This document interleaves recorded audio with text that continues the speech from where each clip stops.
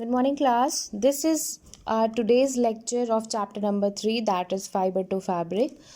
Today we are going to start with the next animal fiber, that is silk.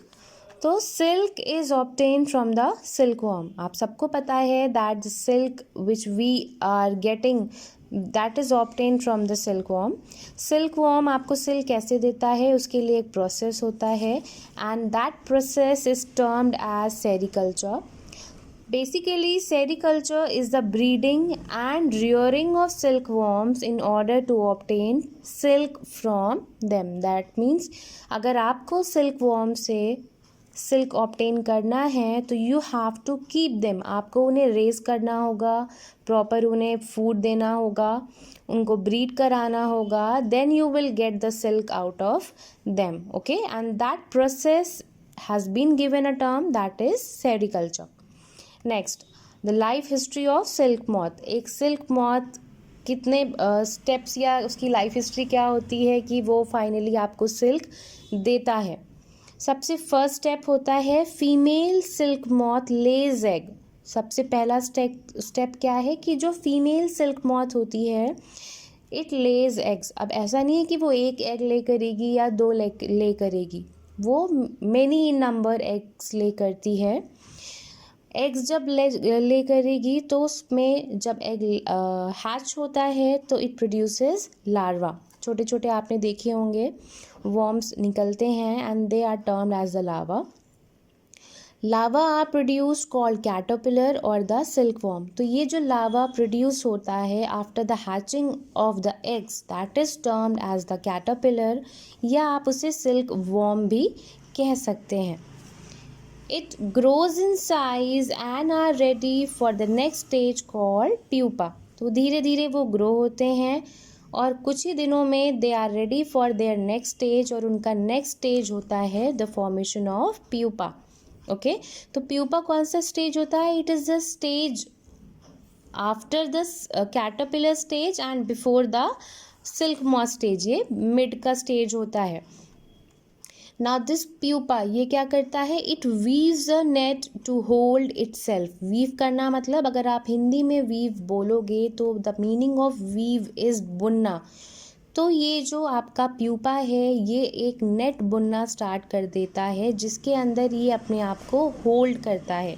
आप कह सकते हो जैसे वो अपने लिए कवरिंग बनाता है. Okay, Caterpillar then swings its head in the shape of 8. 8 का शेप मतलब वो अपने हेड को मूव कराता है इन सच अ वे कि पहले उसका हेड नीचे की साइड मूव होता है, देन रोल ऑन होके ऊपर की साइड मूव होता है इन सच अ वे कि वो क्या लगता है कि वो 8 के डायरेक्शन में मूव कर रहा है या स्विंग कर रहा है.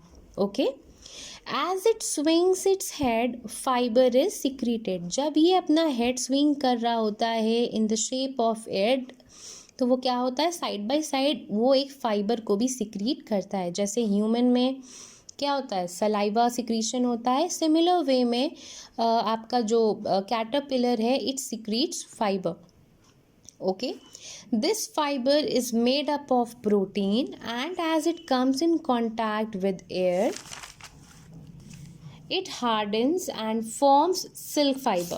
दैट मीन्स ये जो फाइबर सिक्रीट कर रहा है ये फाइबर जो होता है it is made up of protein. इसमें प्रोटीन बहुत होता है and when this secreted fibre comes in contact with air, मतलब जब इसने सिक्रीट किया जो उसका सिक्रीशन है जब वो एयर के कांटेक्ट में आता है तो वो हार्ड हो जाता है. हार्ड मतलब काफ़ी स्ट्रॉन्ग सा कड़ा सा बन जाता है and that is termed as the silk fiber. जो hard fiber बनता है that is made up of protein that is called the silk fiber. Then caterpillar then covers itself into the silk and turns into pupa. तो वो जब अपने आप को weave करके उस एक कवर में जो फाइबर सिक्रीशन से कवर बन रहा था that is the silk fibre, उसके अंदर अपने आप को कवर करके ढक लेता है और कुछ ही दिनों में it turns into pupa. This covering is called cocoon. तो ये जो कवरिंग है जिसके अंदर आपका प्यूपा फॉर्म हुआ है that is called the cocoon. आपने देखा होगा वाइट वाइट आपके मलबेरी ट्रीज पे हैंग करते हुए दिखते हैं नॉर्मली, बट जब उन्हें फार्मर्स ब्रीड करा रहे होते हैं at the process of sericulture तो वो उसे कहाँ रखते हैं, एक ट्रेज में रखते हैं, and then you can see the white layers या white cocoons spread over the bamboo tray. Then caterpillar turns into silk moth inside this covering. जैसे आपने देखा होगा बचपन में स्टोरीज वगैरह आती थी कि बटरफ्लाइज क्या होती थी, पहले वो लीव्स को खाती थी, फिर उसमें वो कुछ देर रहती थी, कुछ दिनों के बाद वो एक कवरिंग में से निकलती थी into a grown up butterfly. Similar way में जो आपका सिल्क मॉथ था, वैसे वो क्या हुआ था, सिल्क वॉर्म नेक्स्ट स्टेज में गया था, दैट वाज प्यूपा. प्यूपा के स्टेज में वो काफ़ी दिन तक अपने आप को कवर करके रखा इन a covering called cocoon.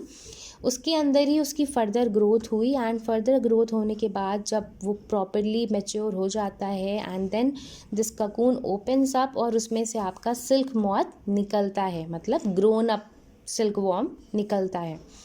This silk yarn is obtain from cocoon of the silk moth. ना ये जो ककून है ये ही आपका क्या होता है, ये पूरा सिल्क फाइबर से बना है. Then it is processed for obtaining silk. Okay, go through the topic, and if you found any doubt in the topic you can ask me. Okay, and the homework for you is कि आपके book में chapter के end में life history या stages of silk moth करके दिया हुआ है एक diagram. You have to make that diagram in your fair notebook. Thank you class.